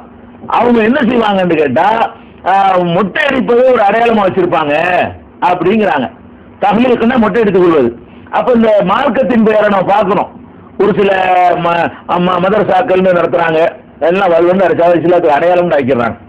இது வந்து அதுல வாயில தொண்டக்குழியை கடக்காதுன்னு சொன்னாங்க பாருங்க, ரசூல் ஸல்லல்லாஹு அலைஹி வஸல்லம் அந்த அடையாளத்துக்கு தகுந்த மாதிரி குர்ஆனை ஓதுவாங்க, அது வாயில தான் நிக்குமே தவிர தொண்டக்குழியை கடக்காது. அதே மாதிரி சில இந்த தப்லீக் ஜமாத்துல போறவங்கன்னு சொல்லக்கூடிய அவங்க பிள்ளை எல்லாம் பாத்தீங்கன்னா வல்வல் அடிச்சு விட்டுறாங்க. மொட்டை அடித்தல் என்பது மார்க்கத்தில் அது விரும்பத்தக்க ஒரு காரியம் அப்படின்ற ஒரு செஞ்சீங்களே, ஆனால் அது இந்த கூட்டத்தில் அடையாளத்தில் சேர்ந்து போயிடும். ஒரு மனுஷனுக்கு ஆரோக்கியத்தை கருதி வசதியை கருதி வேற ஏதோ பேனு இருக்குது பொடுகு இருக்குது இது மாதிரியான காரணங்களை கருதி நீங்க அல்லது தண்ணி தட்டுப்பாடை கருதி ஏதோ ஒரு காரணத்துக்காக வேண்டி முட்டை அடித்தால் அது குற்றம் இல்லை. குற்றம் இல்லைங்கிறதுக்கு ஆதாரம் ஏற்கனவே சொல்லியாச்சு, முழுசா சிறங்கி இல்லாட்டி முழுசா விடுங்க. ஆனா அதோட அடையாளமாக்குனீங்கன்னா புகாரில 7562வது ஹதீஸ்ல இருக்கிறது, அது வந்து அவங்களுடைய அடையாளமா போயிடும் அப்படிங்கிறாங்க. அதனால இதை விளங்கிக்கணும். இன்னும் சொல்ல போனால் நபிகள் நாயகம் ஸல்லல்லாஹு அலைஹி வஸல்லம் அவர்கள் வந்து முடி வச்சா அப்படி அவ்வளவு முடி வச்சிருப்பாங்க. முடி வச்சா அதிகமான முடி வச்சான்றீங்க, என்னடா அது காடு மாதிரி வளர்த்து வச்சுக்கிறேன்னு கேட்கறாங்க. அது மார்க்கத்துல குற்றம் இல்லை. வைக்கிற முறையில வச்சுக்கிட்டாங்கன்னு சொன்னா அது மார்க்கத்துல குற்றம் இல்லை. அப்ப உதாரணத்துக்கு சொல்வதா இருந்தால் நபிகள் நாயகம் ஸல்லல்லாஹு அலைஹி வஸல்லம் அவங்க சம்பந்தப்பட்ட ஒரு செய்தி என்னன்னு கேட்டா, ஜாபீர் இப்னு அப்துல்லா அவங்கள்ட்ட வந்து கேட்கறாங்க, குளிக்கிறதுக்கு வந்து எவ்வளவு தண்ணியில குளிக்கலாம் அப்படின்னு கேட்கறாங்க. அடுத்த தலைமுறையை சேர்ந்தவங்க. அவரு சொல்றாரு, ஒரு சாறு தண்ணியில குளிக்கலாம். சான்னா இது மாதிரி 4 தடவை அள்ளி போட்டா எவ்வளவு தண்ணி வருமோ அதுக்கு பேர் ஒரு சான்னு சொல்லுவது. இது மாதிரி 4 டைம் இதான் அது கொள்ளக்கூடிய அளவு சார். அதுலயே குளிச்சிடலாம் அப்படின்னு சொல்றாரு ஜாபீர். அப்ப அவர் கேட்கிறாரு, அது இப்படி ஒரு சாவு போதும், எனக்கு முடி ரொம்ப தலையில முடி ஜாஸ்தியா வச்சுக்கிறேன்னு, எனக்கு இப்படி ஒரு சாவு போதும்னு கேட்கும் பொழுது ரசூல் ஜாபீர் சொல்றாங்க, கான எக்ஃபி மன்ஹு அவுஃபாமின்க ஷாரன், ஒன்னை விட ஜாஸ்தி முடி வச்சிருந்தாங்கப்பா ரசூல் ஸல்லல்லாஹு அலைஹி வஸல்லம், அவங்களுக்கே போதுமானதா இருந்துச்சு, அவங்களே ஒரு சாவு தண்ணீர்ல குடிச்சிருக்கிறாங்களே அப்படின்னு சொல்லிட்டு என்ன செய்யறாங்க, ஜாபீர் இப்னு அப்துல்லா சொல்றாங்க, நபி ஸல்லல்லாஹு அலைஹி வஸல்லம் வந்து அதிகமான முடி வைத்திருந்தார்கள். புகாரியில 252 256 ஆகிய எண்களை கொண்ட ஹதீஸாக நம்ம பார்க்கிறோம். நபிகள் நாயகம் ஸல்லல்லாஹு அலைஹி வஸல்லம் அதிகமா முடி வச்சிருந்தாங்கன்னா எவ்வளவு முடி வச்சிருந்தாங்க தெரியுமா? அவங்க வந்து முடிய தொங்க விட்டாங்கன்னு சொன்னா காது சோனை இருக்குல்ல, சோனை இவ்வளவுக்கு இருக்குமா, இவ்வளவு சோனை வரைக்கும். இது ஒரு கட்டம், இது ஒரு அறிவிப்பு. அவங்களுடைய சோனை வரைக்கும் அந்த அந்த முடி இருக்கிறது அப்படின்னு இருக்கிறது. இன்னொரு அறிவிப்புல என்ன இருக்குன்னு கேட்டா, மன்கிபு தோல் பூஜை வரைக்கும். இது ஒன்றும் முரண் கிடையாது. ஒரு கட்டத்தில் உழவு இருக்கு, அப்படி கொஞ்ச நாள் வெட்டாம விட்டுருவாங்க, உழவு வந்துடும், மறுபடியும் வெட்டி விடுவாங்க, உழவு வந்துடும். இப்படி தோல் காது வரைக்கும் முடி இருக்கு, இப்படி வச்சிருப்பாங்க உலக முடி. சில கட்டத்தில் வெட்டாம விட்டுறாங்கன்னு சொன்னா இவ்வளவு வரும். தோல் பூஜ்யத்தில் வந்து கிடக்கிற வரைக்கும் ரசூல் ஸல்லல்லாஹு அலைஹி வஸல்லம் நினைச்சிருக்கிறாங்க, விட்டு இருக்கிறாங்க. தலைமுடிய வந்து காது சோனைன்னா இது சோனைன்னா இந்த பகுதி, சோனை மட்டத்துக்கு இப்படி இந்த அளவுக்கு ரசூல் ஸல்லல்லாஹு அலைஹி வஸல்லம் முடி வச்சிருக்கிறாங்க. மொட்டை அடிக்கிறது தான் சுண்ணத்துங்க, அது சொல்ல வர்றேன். மொட்டை அடிக்கிறது அஜரத்துல மொட்டை அடிக்கணும்னு ஆக்கிட்டாங்கல்ல, அது மாதிரி ஆக்குறாங்க. ஓதுற பிள்ளை மதரசால ஓதுனா அவங்களை வந்து மொட்டை அடிக்கணும்னு ஆக்கிட்டாங்கல்ல. நபி ஸல்லல்லாஹு அலைஹி வஸல்லம் என்ன பண்ணிருக்கிறாங்கன்னு கேட்டா, இவ்வளவுக்கு முடி வச்சிருக்கிறாங்க. சில நேரங்களில் தோல் பூஜை வரைக்கும் வந்திருக்குது. இது எங்க இருக்குன்னு கேட்டா, புகாரியில 3551 5903 5904 ஆகிய எண்களை கொண்ட ஹதீஸாக சோனை வரைக்கும் வைத்திருந்தார்கள் என்றும், சில நேரங்களில் தோல் பூஜை வரைக்கும் அந்த முடி வந்திருக்கும் என்றும் ஹதீஸுகள்ல பார்க்கிறோம். அதனால முடி வந்து நிறைய வைப்பது, முடி வளர்ப்பது என்பது மார்க்கத்தில் வந்து குற்றம் கிடையாது.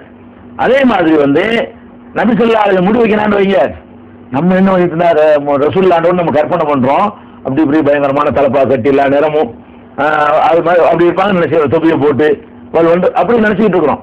இல்ல, நபி ஸல்லல்லாஹு அலைஹி வஸல்லம் என்ன செய்வாங்கன்னு கேட்டா, தன்னுடைய கான யுஸ்திலு ஷஅரஹு, தங்களுடைய தலைமுடிய வந்து நெத்தியில அப்படி அப்படி தொங்க விடுவாங்க. நெத்தியில ரசூல் ஸல்லல்லாஹு அலைஹி வஸல்லம் வந்து, அதாவது இணை கற்பிக்கக்கூடியவர்கள் என்ன செய்வாங்கன்னா, தலைமுடி இப்படி 2ஆ பிரிச்சு வாருவாங்களாம்.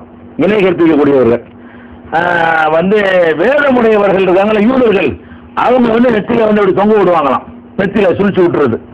ரசூல் ஸல்லல்லாஹு அலைஹி வஸல்லம் என்ன செய்வாங்கன்னு கேட்டா, அந்த யூதர்கள் செய்யற மாதிரி தான் செய்வாங்களே தவிர இப்படி 2ஆ பிரிக்க மாட்டாங்க.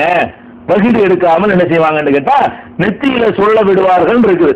அப்ப நெத்தியில சுழல விடுறதுங்கிறது வந்து இந்த தலப்பாவெல்லாம் கட்டினா சாத்தியமாகாது.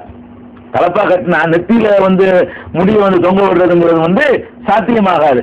ரசூல் ஸல்லல்லாஹு அலைஹி வஸல்லம் அவர் ஸ்டைல தான் இருப்பாங்க, நல்லா எண்ணெய் தேய்ச்சி அப்படி நெத்தியில கொஞ்சம் முடிய விட்டு தாத்தா அப்படி சூழ்ந்துட்டு இருக்கும் பாருங்க, அப்படி எல்லாம் ஸ்டைல் பண்ணுவது வந்து மார்க்கத்துல வழி அனுமதிக்கப்பட்ட ஒரு காரியம். ரசூல் ஸல்லல்லாஹு அலைஹி வஸல்லம் செஞ்சிருக்கிறதுனால ஒரு விரும்பத்தக்க காரியம், ஸ்டைலா இருக்கணும் ஒரு மனுஷன், அது வந்து மார்க்கத்தில் அனுமதி இருக்கிறது. இது எங்க இருக்குன்னு கேட்டா, புகாரியில 3558வது ஹதீஸ்லையும் 3944வது ஹதீஸ்லையும் நம்ம பார்க்கிறோம்.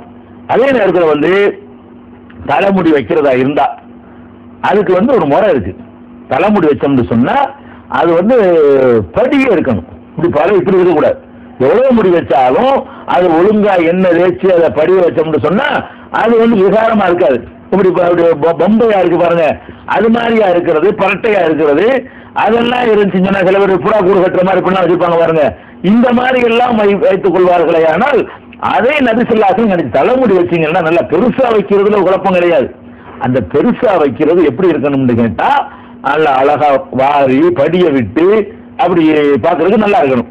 நபி ஸல்லல்லாஹு அலைஹி வஸல்லம் அவர்கள் வந்து எங்கள்கிட்ட வந்தாங்க. ஜாபீர் இப்னு அப்துல்லா சொல்றாங்க, எங்களை நோக்கி வரும்பொழுது ஒரு மனிதர் வந்து தலை விரி கோலமாக ஒருத்தர் இருந்தார். பரட்டை தலையான்னு கூட சொல்லலாம், சாயிர ராசி பரட்டை தலையாக அல்லது தலைவிரி கோலமாக ஒருத்தர் வந்து தென்பட்டார். ரசூல் ஸல்லல்லாஹு அலைஹி வஸல்லம் சொன்னாங்க, அமா யஜிது ஹாலா மாயு சக்கினு பிஹி ஷஅரஹு, தலையை படிய செய்வதற்கு இவருக்கு ஒண்ணுமே கிடைக்கலையா? இப்படித்தான் இருக்கணுமா? தலையை படிய செய்ய கொஞ்சம் எண்ணெய் ஒரு சீப்பு இவருக்கு கிடைக்கலையா? ஏன் இந்த மாதிரி அவர் இருக்கிறாரு என்று பெருமானார் ஸல்லல்லாஹு அலைஹி வஸல்லம் அவர்கள் அதை கண்டிச்சிருக்கிற காரணத்தினால நசைங்கிற நூல்ல 5141வது ஹதீஸ்ல இது சொல்லப்பட்டிருக்கிறது. அதனால தலைமுடி பெருசாக வைப்பதுல மார்க்கத்துல குற்றம் கிடையாது. அந்த பெருசா வைக்கிற அந்த முடி எப்படி இருக்கணும்னு கேட்டா பரட்டையாக இருக்கக்கூடாது, எண்ணெய் தேய்க்கணும் அர்த்தம். அதாச்சா. அதே மாதிரி ஒரு ஆள் சொல்றாரு, எனக்கு பெரிய முடி பயங்கரமான முடி நான் வச்சிருக்கிறேன், நான் என்ன செய்ய அப்படின்னு கேட்ட உடனே ரசூல் ஸல்லல்லாஹு சொல்றாங்க, பாமரஹு யுஹ்சின இலைஹா வ யதரஜல யௌமின், டெய்லி நல்ல அழகுபடுத்தி டெய்லி சீவி தலைவாரிக்கப்பா, அழகுபடுத்திக்க, அதுக்காக வெட்டி எறிய தேவையில்லை என்று ரசூல் ஸல்லல்லாஹு அலைஹி வஸல்லம் சொன்னதாக நசையில 5142வது ஹதீஸாக நம்ம பார்க்கிறோம். இதெல்லாம் இருக்கு. அதனால முடியை பொறுத்த வரைக்கும் மொட்டை அடிக்கிறதுக்கு அனுமதி இருக்கு. அனுமதி தான், விரும்பத்தக்கதுன்னா சொல்ல முடியாது. அதுவே ஒரு அடையாளமா மார்க்க சின்னமா இருக்குன்னா அது குற்றமாயிரும். 2 3வது முடி எவ்வளவு நாளும் வச்சுக்கலாம், அது தோல் பூஜை வரைக்கும் வைக்கலாம், அது வைக்கலாம். அதே மாதிரி முடி என்ன செய்யலாம், கிராப் வெட்டுறாங்களா வெட்டிங்க, டிஸ்கோ வெட்டுங்கிறியா வெட்டிக்க, புதுசா இந்த மாதிரியே வரும். பாதியை வலிச்சுட்டு பாதியை வலிக்காம விடக்கூடாது. இது இல்லாம எந்த மாதிரி வேண்டுமானாலும் என்ன செய்யலாம், ஒரே அளவுக்கு சீரா குறைக்கிறான்னு குறைச்சிக்கலாம், ஒரு பக்கம் அதிகமா குறைச்சி ஒரு பக்கம் குறைவாக குறைக்கலாம், ஒரு பக்கம் குறைக்காம ஒரு பக்கம் குறைச்சி விட்டுறலாம். வலிச்சு விடுறதுக்கு மட்டும்தான் கடை வழங்குதா. அதனால முடியை பொறுத்த வரைக்கும் எந்த மாதிரி நீங்கள் குழந்தைகளுக்கு அல்ல பெரியவர்களுக்கு முடி வைத்துக் கொண்டாலும் அதுல குற்றம் கிடையாது. அடுத்து தெரிஞ்சுக்கிற வேண்டிய விஷயம் என்னன்னு கேட்டா, முடியல ரசூல் ஸல்லல்லாஹு அலைஹி வஸல்லம் காலத்துல இப்படி கூட வச்சிருந்திருக்காங்க. நீங்க சொன்னா நம்ப மாட்டீங்க, ஆனா இருந்திருக்கு. நபி ஸல்லல்லாஹு அலைஹி வஸல்லம் காலத்துல ஆம்பளை பிள்ளை மொத்தமா குடுமையை போட்டு ஒரு என்னது மொத்தமா ஒரு கொண்ட மாதிரி கூந்தல் மாதிரி போட்டாருன்னு வைங்க, ஒத்துக்குருவோமா? நம்ம இன்னும் இப்படி போட்டுருக்காமீங்க, சடன்னு சொல்றாம இல்லையா, ஆம்பளை பிள்ளை கடை போட்டா ஒத்துக்குருவோமா? நபி ஸல்லல்லாஹு அலைஹி வஸல்லம் காலத்துல ஆம்பளை பிள்ளை கூட இணைஞ்சிருக்கிறாங்க, அது மாதிரி தலையை அதை சடை போட்டுருக்காங்க. இப்னு அப்பாஸ் அவர்கள் மைமுனா ரலியல்லாஹு அன்ஹா வீட்டுல போய் தங்குவாங்க. நான் ஏற்கனவே சொல்லியிருக்கிறேன், அவர் சின்ன பிள்ளை தான். அப்ப ரசூல் ஸல்லல்லாஹு அலைஹி வஸல்லம் தொழுவாங்க, இவர் போய் இடது பக்கம் நிற்பாரு. நபி ஸல்லல்லாஹு அலைஹி வஸல்லம் தெரியுமா, என்னுடைய சடையை பிடித்து துஆபத்துங்கிறாரு, அதை பிடிச்சி இழுத்து கொண்டாந்து வலது பக்கம் நிப்பாட்டுவாங்கன்னு வருது. அப்ப தலையை பிடிச்சி இழுத்தாங்கன்னா தலையை எப்படி பிடிச்சாங்க, தலையில துணி போட்டுருக்காரு இவரு, அதை பிடிச்சி இழுத்துட்டு வந்திருக்கிறாங்க. அப்ப இது நம்ம பொம்பளைக்குள்ள ஸ்டைல் நம்ம ஆக்கிவிட்டோம். ஒரு ஆம்பளை கூட மொத்தமா சேர்த்து அது ரப்பர் பண்ண கூட போட்டுக்கலாம். மார்க்கத்தில் தடவையில் வழங்கிருங்க. உங்களுக்கு ஒன்னா பாக்குறது ஏறமா இருக்கு, பழக்கத்தில் இல்லாததுனால. இப்னு அப்பாஸ் அவர்கள் மைமுனாவுடைய வீட்டுல தங்கும்போது இந்த மாதிரி தங்கினாங்க இல்லையா, அவங்க என்னுடைய அந்த குடுமையை பிடிச்சி கொண்டையை பிடிச்சி வலது பக்கம் நிப்பாட்டினார்கள் என்ற ஒரு ஹதீஸ் புகாரில் 5919வது ஹதீஸை நம்ம பார்க்கிறோம். அதனால என்ன இருக்குன்னு கேட்டா, முடியை பொறுத்த வரைக்கும் ஆம்பளைங்க எந்த மாதிரி வேண்டாலும் வைத்துக் கொள்ளலாம், அதுல ஒன்றும் தடையே கிடையாது. அழகா வச்சுக்கணும், கரெக்டா வச்சுக்கிற கூடாது. அதான் அதுல உள்ள கவனிக்க வேண்டிய விஷயம். அடுத்தது பெண்கள் முடி வைக்கிறாங்க இல்லையா, பொம்பளைங்க முடி வைக்கிறது, அதை பத்தின உள்ள சில செய்திகளையும் தெரிஞ்சுக்கணும். பரவாயில்ல என்ன பண்றாங்கன்னா, பெண்கள் முடிய கட் பண்றது, குறைக்கிறது, ஒரு ஆம்பளை அளவுக்கு ஒரு தோல் பூஜை அளவு கூட வச்சுக்கிறாங்கன்னு வைங்களேன். இன்னும் பொம்பளை எப்படி முடி வெட்டுறா அப்படிங்கிற மாதிரி எல்லாம் நம்ம சொல்றோம். நபிகள் நாயகம் ஸல்லல்லாஹு அலைஹி வஸல்லம் அவர்கள் பெண்கள் முடிய வெட்டவே கூடாது, அவங்க அந்த மாதிரி கூந்தல் தரையத்தோட அளவுக்கு தான் இருக்கணும், அதான் அவங்களுக்கு உரிய முறை என்று சொன்னார்கள். ஆனா அப்படிலாம் சொல்ல கிடையாது. விரும்புனா வச்சுட்டு போங்க, குற்றம் கிடையாது, அது ஒன்றும் தப்பு கிடையாது. ஒருத்தங்க விரும்புறாங்க, பேரனுக்கு பராமரிக்க வேலை அதிகமா இருக்குது, இதோட வெட்டிக்கிறோம் அப்படின்னு ஒரு அளவு வெட்டிக்கிட்டாங்கன்னு சொன்ன அது குற்றமாகுமா? குற்றம் என்று சொல்லக்கூடிய ஒரு குர்ஆன் வசனமும் கிடையாது, ஒரு ஹதீஸும் கிடையாது. இன்னும் சொல்ல போனா நபி ஸல்லல்லாஹு அலைஹி வஸல்லம் அவர்கள் சொன்னாங்க, அந்த ஹஜ்ஜுக்கு போறாங்க இல்லையா, ஹஜ்ஜுக்கு போனா ஹஜ்ஜை முடிச்சவனே அல்லாஹ் குர்ஆன்ல சொல்லி காட்டுறான், என்ன செய்யறான், முஹல்லிகீன அவ் முகஸ்ஸிரீன, தலையை மலித்துக் கொள்ளணும் இல்லாட்டி முடியை குறைச்சிக்கணும்னு சொல்றாங்க இல்லையா. அதை பற்றி ரசூல் ஸல்லல்லாஹு அலைஹி வஸல்லம் பேசும்போது தான் சொன்னாங்க, லைஸ அலன் நிசாயில் ஹல்கு, பெண்கள் மலிக்க கூடாது, இன்னமா அலன் நிசாய் தக்சீர், பெண்கள் முடிய அப்ப குறைச்சிக்கிறணும் அப்படின்னு ஹஜ்ஜுடைய விஷயத்துல அந்த ஒரு செய்தி தான் வந்திருக்கே தவிர, மற்றபடி முடி பெண்கள் கட் பண்ணவர்கள்லாம் உண்டாக்கிட்டாங்க ஹராமு, பெண்கள் முடிய இருக்கிறது ஹராமுன்ற மாதிரிலாம் சொல்லி வச்சிருக்கிறாங்க. அதுக்கு எந்த ஒரு ஆதாரமும் கிடையாது. குழந்தைகளுக்கு தலைமுடி எவ்வாறு வைக்க வேண்டும், அதுல எது அனுமதிக்கப்படுகிறது என்பதையும், தலைமுடியை பற்றிய பேச்சு வந்துட்டதுனால பெரியவர்களுக்கும் இந்த தலைமுடி சம்பந்தமான செய்திகளையும் நம்ம அறிந்து கொள்ள வேண்டும் என்பதற்காக அது சம்பந்தமான செய்திகளை பார்த்தோம். அதுல பெண்கள் தலைமுடியை அவங்க கட் பண்ண கூடாது என்று சொல்லக்கூடிய ஒரு ஹதீஸும் கிடையாது. ஆதாரபூர்வமான எந்த ஒரு ஹதீஸும் கிடையாது. ஒரு செய்தியை நம்ம மார்க்கத்தின் அடிப்படையில் கூடாது என்று சொல்றதா இருந்தா அது குர்ஆன்ல, திருக்குர்ஆன்ல கூடாதுன்னு சொல்லப்பட்டிருக்கணும், அல்லது நபிகள் நாயகம் ஸல்லல்லாஹு அலைஹி வஸல்லம் அவர்கள் இப்படி செய்யக்கூடாது என்று தடுத்திருக்கணும். பெண்கள் தலைமுடியை கட் பண்ண கூடாது என்று எந்த ஒரு தடையும் நபி ஸல்லல்லாஹு அலைஹி வஸல்லம் சொல்லாத காரணத்தினால அவங்க விரும்பினார்களே. ஆனால் என்ன செய்யலாம், தடை இல்லைங்கிறது வேற ஆதாரம் காட்ட வேண்டியதே இல்லை. தடை ஹஜ்ஜுடைய நேரத்தில் தலைமுடியை கட் பண்ணிக்கலாம்னு இருக்கிறது. மற்ற நேரத்தில் தலைமுடியை கட் பண்ணுங்க, கட் பண்ண கூடாதுன்னு தடை இல்லாதனால பொதுவாக அனுமதி வழங்கிக்க வேண்டியதான். மார்க்கத்தில் கூடாது என்று இருந்தால் நபிகள் நாயகம் ஸல்லல்லாஹு அலைஹி வஸல்லம் அவங்க தெளிவாக அதை கூடாது என்று சொல்லியிருப்பார்கள். எனவே அந்த தலைமுடி அவங்களுக்கு பேன் இருக்கு, பராமரிக்க முடியல, பல பிரச்சனைகள் இருக்குது, புண்ணு இருக்கு, சரங்கு இருக்குது, அளவு பிடிக்கல, ஏதோ ஒரு காரணத்துக்காக வேண்டி ஓரளவு குறைச்சி கொண்டு ஓரளவு வெட்டிக்கிட்டார்களே. ஆனால் அதெல்லாம் மார்க்கத்தின் அடிப்படையில் எந்த ஒரு குற்றமும் சேராது. இதை வழங்கிக்கிறோம். அடுத்தபடியாக பெண்களுடைய தலைமுடி சம்பந்தமாக அறிந்து கொள்ள வேண்டிய விஷயம் என்னன்னு கேட்டா, இந்த தலைமுடி தான் வாழ்க்கைங்கிற மாதிரி பெண்கள் நினைக்கிறாங்க. பெண்களுடைய நினைப்பு எப்படி இருக்குன்னு கேட்டா, வாழ்க்கையே தலைமுடியில தான் இருக்குது, அது கொஞ்சம் குறைவா இருக்குன்னு சொன்னா அது இன்னும் வெட்கப்பட்டு பயங்கரமான ஒரு இழப்பு ஏற்பட்ட மாதிரி நினைத்து கொண்டு அதிகமான முடி இருக்குன்னு காட்டுவதற்காக வேண்டி ஒட்டு முடி வைக்கக்கூடிய வழக்கம் பெண்கள்கிட்ட அதிகமா இருக்கிறது. ஒட்டு முடினா முடி வேற எங்கேயோ வலிச்சு போட்ட முடியெல்லாம் சேர்த்து முடிய வைப்பாங்க. அல்லது செயற்கையில நூல்கள், மற்ற நார்களில் தயாரிக்கப்பட்ட, பிளாஸ்டிக்கில் தயாரிக்கப்பட்ட, நைலானில் தயாரிக்கப்பட்ட முடி மாதிரி தோற்றம் உடைவுகளையும் ஒட்டிக்கிறாங்க.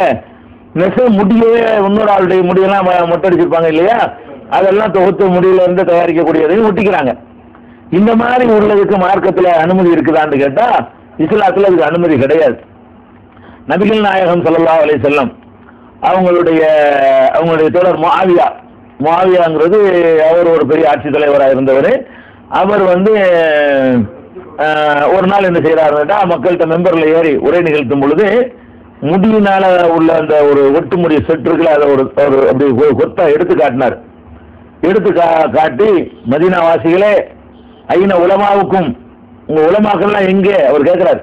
மதீனாவில் அந்த ஒட்டு முடியை அப்படி தூக்கி மக்கள்கிட்ட காட்டி, ஐன உலமாவுக்கும், உங்கள் உலமாக்கள்லாம் எங்கே அப்படின்னு கேட்டுட்டு, இது மாதிரி வைத்துக் கொள்வதை நபி ஸல்லல்லாஹு அலைஹி வஸல்லம் தடுத்திருக்கிறார்கள்.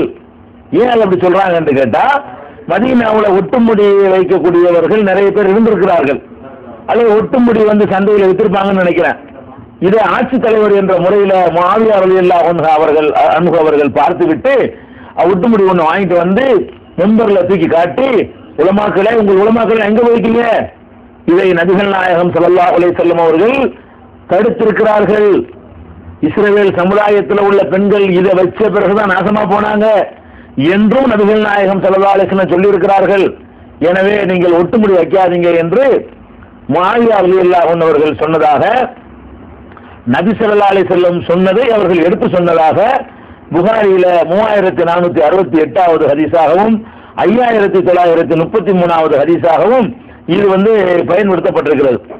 அதே மாதிரி நபி ஸல்லல்லாஹு அலைஹி வஸல்லம் அவர்கள் இன்னன் நபிய ஸல்லல்லாஹு அலைஹி வஸல்லம் சம்மாஹு ஜூர் யானில் விசால விசார், முடியில ஒட்டுமுடி வைக்கிறது அது ஜூர், பொய், போலித்தனம் என்று நபிகள் நாயகம் சொல்ல. பொய் தானே அது, உங்ககிட்ட என்ன இருக்குது அதை காட்டிக்கலாமே தவிர இல்லாத ஒண்ணு இருக்கிறதா காட்டி ஏமாத்துறது என்ன நியாயம்? ஏமாத்தக்கூடாது. என்ன நம்மள்ட்ட இருக்குது அதுதான், அது இல்லைங்கிறதுனால எங்களுக்கு பெரிய முடி இருக்குன்னு காட்டுறதுக்காக வேண்டி ஒட்டுமுடி வைக்கிறது என்பது கூடாது என்று நபி ஸல்லல்லாஹு அலைஹி வஸல்லம் சொன்னதாக அதே முஆவியா ரலியல்லாஹு அன்ஹு சொன்னது புகாரியில 3488வது ஹதீஸாக நம்ம பார்க்கிறோம். நபிகள் நாயகம் ஸல்லல்லாஹு அலைஹி வஸல்லம் அவர்கள்ட்ட ஒரு பெண்மணி என்னுடைய மகளுடைய முடியெல்லாம் ரொம்ப உதிர்ந்து கொட்டி விட்டது, அதனால நான் ஒட்டுமுடி வச்சுக்கலாமா அப்படின்னு கேட்கிறாங்க. அப்ப நபி ஸல்லல்லாஹு அலைஹி வஸல்லம் சொல்றாங்க, வைக்க கூடாது, இன்னஹு கத் லுஇனல் முஸிலாத், அது இந்த ஒட்டுமுடி வைத்துக் கொள்ளக்கூடியவர்கள் வந்து அல்லாஹ் சபிச்சிருக்கிறான். கதுலானல் முஸ்லிமாத், அல்லாஹ் வந்து ஒட்டுமுடி வச்சிருக்கிறவங்களை சபித்திருக்கிறான் என்று நபி ஸல்லல்லாஹு யாருக்கு முடி உதிர்ந்து போன ஒரு பெண்ணுக்காக வேண்டி கூட ஒட்டுமுடி வச்சுக்கிறாதேன்னு சொல்றாங்க. புகாரியில 5205 5941 ஆகிய எண்களை கொண்ட ஹதீஸாக பார்க்கலாம். அதனால இந்த முடி வந்து ஒட்டுமுடி வைக்கிறது செயற்கை முடியாக இருந்தாலும் சரி, மனித முடியாக இருந்தாலும் சரி, அந்த ஒட்டுமுடி வைத்துக் கொள்வது என்பது அடியோட தவிர்க்கணும். இளம்பெண்ணுக்கு உதிர்ந்து போனாலும் சரி, வயசான காலமா இருந்தாலும் சரி, இதுல இருந்தே முடிக்கு முக்கியத்துவம் வழங்குது மார்க்கத்துல. இருக்கிறத வச்சுட்டு போக வேண்டியதை தவிர ரொம்ப குறைஞ்சி போச்சுன்னா கட் பண்ணிட்டு போங்களேன். கொஞ்சோண்டு தான் உங்களுக்கு முடி இருக்குன்னு சொன்னா பார்க்க அசிங்கமா இருக்குன்னு நினைச்சீங்கன்னா ஓரளவு கட் பண்ணி இப்படி அது அவ்வளவுதான் இருக்கிற மாதிரி நிறைய இருந்து வெட்டிப்பட்ட மாதிரி போங்க. ஒட்டுமுடி வைத்துக் கொள்வது வந்து மார்க்கத்துல கூடாது, தடுக்கப்பட்டிருக்கிறது. மூசிலாத்துனா ஒட்டுமுடி வச்சுக் கொள்ளக்கூடியவங்க இதை நபி ஸல்லல்லாஹு அலைஹி வஸல்லம் பல சந்தர்ப்பங்களில் தடுத்திருக்கிறார்கள் என்பதை பார்க்கிறோம். அதனால வந்து பொம்பளைகள் வந்து ஒட்டுமுடி வைக்க கூடாது. அதுக்கப்புறம் இந்த முடி சம்பந்தமாக வந்த காரணத்தினால அது தொடர்பு குழந்தைகளை பற்றி தான் பேசிக்கிட்டு இருக்கிறோம். குழந்தைக்கு முடி வைப்பதை பற்றி பேசுனதுனால ஒரு பெரிய ஆளுக்கு விஷயத்தை முடிச்சிடலாங்கிறதுக்காக வேண்டி அதை ஒரு தனியாக ரிப்பீட் பண்ண வேண்டாம்ங்கிறதுக்காக வேண்டி அதையும் சேர்த்து சொல்ல வேண்டி இருக்கிறது. அடுத்து வந்து தலைமுடி வந்து தலைமுடியோ தாடியோ மீசையோ நரைத்து போய்விடும். ஒரு வயசுக்கு மேல என்ன செய்யும், நரைச்சிரும். இப்படி நரைச்சு போச்சுன்னு சொன்னா ஆனா இருக்கட்டும் பெண்ணா இருக்கட்டும், நரைச்சு போச்சுன்னு சொன்னா அவங்க வந்து அதை நிறைய மாத்திக்கிடலாமா, நிறையோடவே காட்சி வரணுமா அப்படின்னு கேட்டா நபிகள் நாயகம் ஸல்லல்லாஹு அலைஹி வஸல்லம் அவர்கள் நிறைய மாற்ற சொல்லி தான் வலியுறுத்தி இருக்கிறார்கள். மாத்திரா நல்லது. எப்படி மாத்துறார்கள்னா ரசூல் ஸல்லல்லாஹு அலைஹி வஸல்லம் சொல்றாங்க, இன்னல் யஹூத வன் நஸாரா லா யுஸ்பிஹூன ஃபகாலிபுஹும், யஹூதிகளும் நஸாராக்களும் வெளுத்து போன முடிகளுக்கு அவர்கள் சாயம் ஏற்ற மாட்டார்கள். ஃபகாலிபுஹும், நீங்க அவங்களுக்கு மாறு செய்யுங்க, தப்பு கிடையாது, நீங்க மாற்றமா நடங்க என்று நபிகள் நாயகம் ஸல்லல்லாஹு அலைஹி வஸல்லம் சொன்னதாக புகாரியில 3462வது ஹதீஸும் 5899வது ஹதீஸ்லையும் நம்ம பார்க்கிறோம். அதனால முடியல வந்து மாற்றம் செய்ய பர்பஸா வலியுறுத்துறாங்க. அதை வெளுத்து போச்சுன்னு சொன்னா வெள்ளை வெள்ளையர்ந்து இல்லாம அதை கொஞ்சம் மாத்திக்கிறணும், ஏதாவது ஒரு கலரை கொடுத்து மாத்திக்கிறணும் என்று ரசூல் ஸல்லல்லாஹு அலைஹி வஸல்லம் சொல்றாங்க. அதே மாதிரி வந்து நபிகள் அபூபக்கர் சித்திக் ரலியல்லாஹு அன்ஹு அவங்களுடைய தகப்பனார் அபூ குஹாஃபா அவர் வந்து மக்கா வெற்றியுடைய நேரத்தில் வந்து இஸ்லாத்தை தழுவுறார் கடைசி காலத்துல. அப்ப அவர் அந்த மக்கா வெற்றியில நபிகள் நாயகம் ஸல்லல்லாஹு அலைஹி வஸல்லம் மக்காவுக்கு போயிருக்கும் பொழுது அபூ குஹாஃபா கூட்டிட்டு வர்றாங்க நபி ஸல்லல்லாஹு அலைஹி வஸல்லம். வந்தா அவருடைய தாடி தலைலாம் வெள்ளை வெள்ளையர்னு என்ன செய்து பயங்கரமான வெள்ளை வெள்ளையர் இருக்கிறது. அப்ப நபி ஸல்லல்லாஹு அலைஹி வஸல்லம் சொன்னாங்க, கடுமையான வெள்ளையா இருந்துச்சான். அப்ப ரசூல் ஸல்லல்லாஹு அலைஹி வஸல்லம் சொல்றாங்க, வைரு ஹாதா பிஷையின், எதையாவது போட்டு இந்த கலரை மாத்துங்க. வயசான ஒருத்தர் அபூபக்கர் ரலியல்லாஹு அன்ஹு அவங்களே ரசூலுல்லாஹ்வுடைய வயசுக்கு நிகரானவங்க, அவங்க தகப்பனார்னா ஒரு 20 வயசு 25 சேர்த்துக்கிறங்க. அப்ப வந்து நல்ல ஒரு கூடுதலான வயசு உள்ளவர். அவர் வந்து எல்லா தலைமுடி தாடி எல்லாம் வெள்ளை வெள்ளையர்ந்து இருந்த உடனே ரசூல் ஸல்லல்லாஹு அலைஹி வஸல்லம் சொல்றாங்க, வைரு ஹாதா பிஷையின், இதை எதையாவது போட்டு மாத்துங்க. வஜ்தனிபு சவாத், கருப்பை தவிர்த்து கொள்ளுங்கள். ஏன்னா போலி கூடாது இஸ்லாத்துல. இப்ப கூந்தல் வைக்கிறது ஒட்டுமுடி கூடாதுனாங்கல்ல, அது போலி. ஆனா கலரை வந்து கருப்பாக்குனீங்கன்னா அவங்களுக்கு நரைக்கவே இல்லைன்னு காட்டிடும். கருப்பு இல்லாத வேற கலர் போட்டோம்னு சொன்னா கலர் மாத்திருக்கு, நரைச்சு போச்சு, ஆனா மாத்திருக்குன்னு தெரியும். அதனால நீங்க கலரை மாத்துங்க. மருதாணி colour, brown colour, dark brown, light brown, அது மாதிரியா உள்ள எத்தனை வண்ணங்கள்லாம் இருக்கிறது, அது மாதிரி நீங்க மாத்துங்க. வஜ்தனிபு சவாத், கருப்பை நீங்கள் தவிர்த்துக் கொள்ளுங்கள் என்று நபிகள் நாயகம் ஸல்லல்லாஹு அலைஹி வஸல்லம் சொன்னதாக சஹீஹ் முஸ்லிம்ங்கிற நூல்ல 3925வது ஹதீஸ்ல பார்க்கிறோம். ஆனா ரசூல் ஸல்லல்லாஹு அலைஹி வஸல்லம் அவர்கள் வந்து நரைமுடிக்கு சாயம் போட்டிருக்கிறாங்களா, போட சொன்னாங்க. அவங்களுக்கு நரைமுடிக்கு சாயம் போட்டிருக்கிறாங்களான்னு கேட்டு அனஸ் ரலியல்லாஹு அன்ஹு அவர்கள்ட்ட வந்து கேட்கப்படுது, நபி ஸல்லல்லாஹு அலைஹி வஸல்லம் அவங்க நரைமுடிக்கு வந்து சாயம் போட்டிருக்கிறாங்களான்னு. அப்ப அவங்க சொல்றாங்க, நபிகள் நாயகம் ஸல்லல்லாஹு அலைஹி வஸல்லம் அவர்களுக்கு வந்து நீங்க சாயம் போடுற அளவுக்குலாம் நரைமுடி இல்லை. சும்மா ஒண்ணு அவ்வளவு வயசான பிறகும் கூட அங்கிட்டு ஒண்ணு இங்கிட்டு ஒண்ணு 10-15 அந்த மாதிரி ஒன்னு முடிகள் தான் அவங்களுக்கு நரைத்து இருந்தது. அந்த நிலையில மூத்தா போயிட்டாங்க. அதனால அவங்க சாயம் போடுற அளவுக்குலாம் வரல. நிறைய வந்துட்டாங்க சாயம் போடுவோம், ஒரு 10-15 முடி மொத்தத்தில் அங்கிட்டு ஒண்ணு இங்கிட்டு ஒண்ணு இருக்குன்னு சொன்னா அது வந்து அந்த அந்த கருப்பு முடியில மறைஞ்சிக்கிறோம். அதனால நபிகள் நாயகம் ஸல்லல்லாஹு அலைஹி வஸல்லம் அவர்களுக்கு வந்து அந்த சாயம் போடுகிற அளவுக்கு நரைக்கல. அங்கிட்டு ஒண்ணு இங்கிட்டு ஒண்ணு இருந்தா விட்டுடலாம். ஒரேடியா எல்லாம் வெளுத்து போற மாதிரி வந்துருச்சுன்னு சொன்னா அதிகமான அளவுக்கு நரைச்சு போச்சுன்னு சொன்னா சாயம் போடுவதுதான் நல்லது. சாயம் போடாம இருக்கிறதை விட அதை வந்து மாற்றம் செய்யுங்க, யகூதிகளுக்கு மாற்றம் செய்யுங்க என்று ரசூல் ஸல்லல்லாஹு சொல்லி சாயம் போடுங்கன்னு சொல்ற காரணத்தினால அதை ஏதாவது ஒரு கருப்பு தவிர உள்ள எந்த கலரையாவது போட்டு அதை மாற்றி கொள்வதுதான் சுன்னத்து அப்படிங்கறது நம்ம பார்க்கிறோம். ரசூல் ஸல்லல்லாஹு அலைஹி வஸல்லம் போட்டதுல என்ன உங்களுக்கு 1-2 முறை தான் நடந்துச்சு. இது முஸ்லீம்ல 4318 ஹதீஸ்ல இருக்கிறது. திருமதியில 1674 ஹதீஸ்ல இருக்கிறது.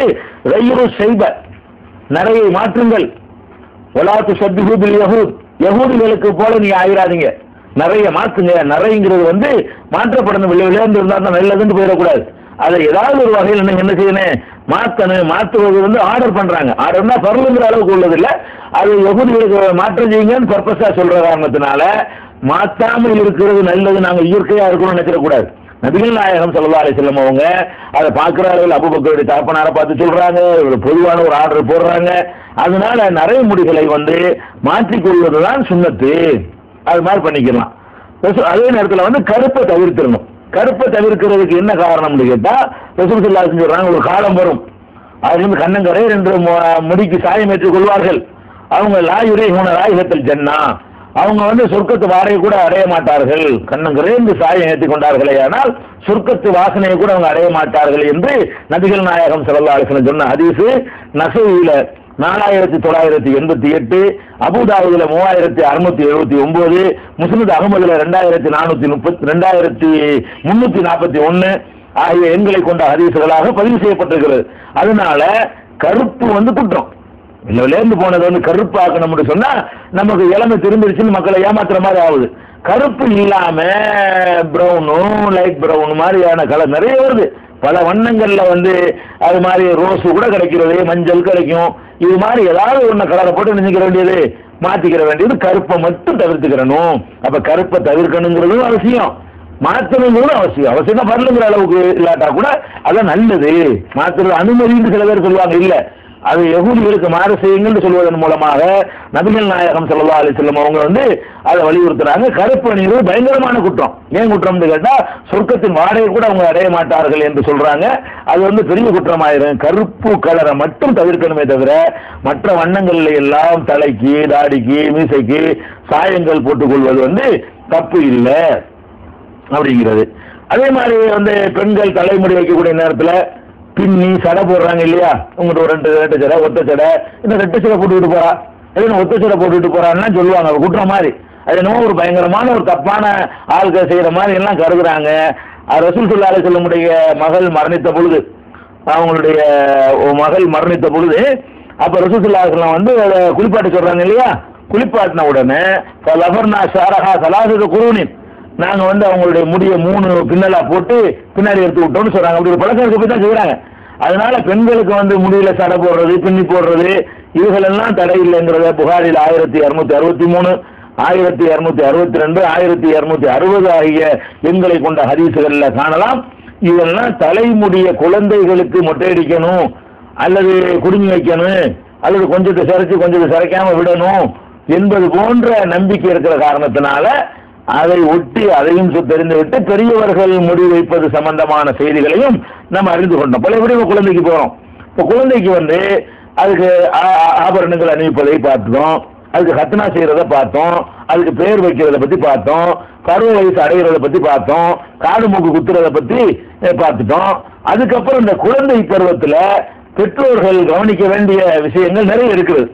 அதுல முக்கியமான விஷயம் என்னன்னு கேட்டா, குழந்தைகள் மீது வந்து அன்பு செலுத்தணும். குழந்தைகள் மீது என்ன செய்யக்கூடாது, ஒரே கட்டுன்னு என்னமோ ஒரு வில்லனை பாக்குற மாதிரி, ஒரு எதிரியை பாக்குற மாதிரி எல்லாம் சில பேர் என்ன செய்வாங்க, குழந்தைன்னா தகப்பனார் வர்றாருன்னு அரண்டு இப்படி பருந்த கண்ட கோழி குஞ்சு மாதிரி பயந்து நிக்கிற மாதிரி எல்லாம் நினைஞ்சிருக்கிறாங்க, அப்படிலாம் ஆக்கி விடுறாங்க. ஆனா குழந்தைகளை எப்படி நம்ம வளர்க்கணும்னு கேட்டா, இந்த மாதிரி அரண்டு பயங்காட்டிலாம் வளர்த்தா ஒழுங்கா வரும்னு அவங்க நினைக்கிறாங்க. அப்படிலாம் அதெல்லாம் கிடையவே கிடையாது. அதான் மோசமா வளரும். அன்பின் மூலமாக நம்ம சொல்வதுதான் என்ன செய்யும், குழந்தைகளை வந்து பெரிய அளவுல அது வந்து மாற்றத்தை ஏற்படுத்தும்.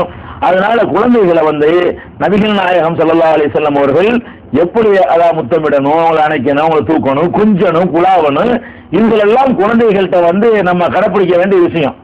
அதுல வந்து ரசூல் ஸல்லல்லாஹு அலைஹி வஸல்லம் அவர்கள் கப்பல ரசூலுல்லாஹி ஸல்லல்லாஹு அலைஹி வஸல்லம் அல் ஹஸன் பின் அலியின், ஹசன் பின் அலி, அலியுடைய மகன் ஹசனை பேரப்பிள்ளைய நபிகள் நாயகம் ஸல்லல்லாஹு அலைஹி வஸல்லம் அவர்கள் முத்தமிட்டுக் கொண்டிருந்தார்கள். அப்ப அவங்க பக்கத்துல வைந்தகுல் அக்ரா பின் ஹாபிஸ், அக்ரா பின் ஹாபிஸ் என்பவரும் அங்க பக்கத்துல உட்கார்ந்து இருக்கிறார். அவர் வந்து பனு தமீம்ங்கிற ஒரு கோத்திரத்தை சேர்ந்தவர், வேற ஊருக்காரர். அவரும் பக்கத்துல உட்கார்ந்து இருக்கிறார். அப்ப இதை பார்த்துட்டு அவர் சொல்றாரு, இன்னலி அஷ்ரத்தமிழல் வலதி, எனக்கு 10 பிள்ளை இருக்குது. அவர் சொல்றார், எனக்கு 10 பிள்ளை இருக்கிறது. மா கப்பல் மின்ஹும் அகதன், நான் ஒருத்தரையும் முத்தமிட்டதே இல்லையா. குழந்தைகளுக்கு முத்தமிடுறீங்க, அடிச்சு உடச்சு வளர்ப்பீங்களா என்னன்னு அவர் கேட்கிறாரு. எனக்கு 10 பிள்ளை இருக்குது, ஒரு பிள்ளையும் நான் முத்தமிட்டது கிடையாது அப்படிங்கிறாரு. உடனே ரசூல் ஸல்லல்லாஹு அலைஹி வஸல்லம் நல்ல இளைய ரசூலுல்லாஹி ஸல்லல்லாஹு அலைஹி வஸல்லம் அவர் அப்படின்னா ரசூல் ஒரு மாதிரியா பாக்குறாங்க. பார்த்துட்டு சொன்னாங்க, சும்மா கால மல்லா இரஹமுல்லா யுர்ஹம், யாரு அன்பு செலுத்தவில்லை அன்பு செலுத்தப்பட மாட்டார். நீ பிள்ளைக்கு நீ அன்பு செலுத்தாட்டி உண்மையில் அன்பு செலுத்தப்படாது. அன்பு செலுத்தணும், அன்பு செலுத்துறதுக்கு ரொம்ப தகுதியானவங்க குழந்தைகள் தான். இப்ப குழந்தைகள் மீது அன்பு செலுத்தவில்லை என்று சொன்னால் அவர் இறைவனால் அன்பு செலுத்தப்பட மாட்டார், அல்லது மற்றவர்களால் அன்பு செலுத்தப்பட மாட்டார்.